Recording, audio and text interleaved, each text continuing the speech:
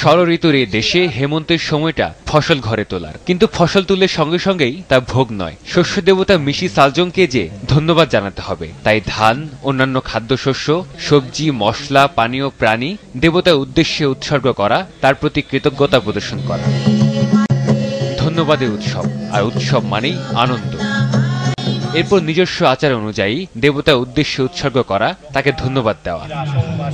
কিন্তু এই উৎসব অরণ্য, পাহাড়, নদী ঘেরা কোনো গারো গ্রামে অনুষ্ঠিত হয়নি, হয়েছে খোদ রাজধানীর বনানী বিদ্যানিকেতনে, যেখানে ওয়ানগালার প্রকৃত নির্যাস অনুপস্থিত। তবুও তো নিজেদের প্রাণের উৎসব এক মহাসম্মিলন।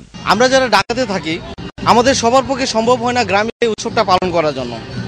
তো আমরা সবাই মিলে সারা বছর ব্যস্ত থাকার মধ্যে এই একটা সময় বের করে নেই। এই যে ঐতিহ্য, আমাদের কৃষ্টি কালচার, এগুলো সংরক্ষণের জন্য আমরা যে চেষ্টা করি, এটা আমাদের জন্য একটা বিরাট পাওনা। এখন ঢাকা শহরে যেহেতু আমরা অনেক মানুষ এখানে আছি। তবে রাজধানীতে প্রায় 2 দশক ধরে চলমান এই উৎসব এখন ছুঁয়েছে সার্বজনীন মানদণ্ড।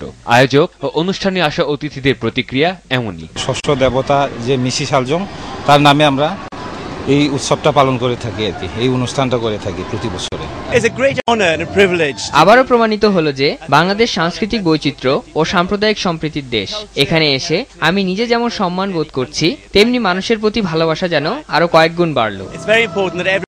টানা 3 দিন ওয়ানগালা উদযাপনের রীতি থাকলেও রাজধানীর ব্যস্ত জীবনের চাপে একদিনই তা উদযাপন করা হয়। জুয়েল থিয়েটোনিয়াস, দেশ টিভি, ঢাকা।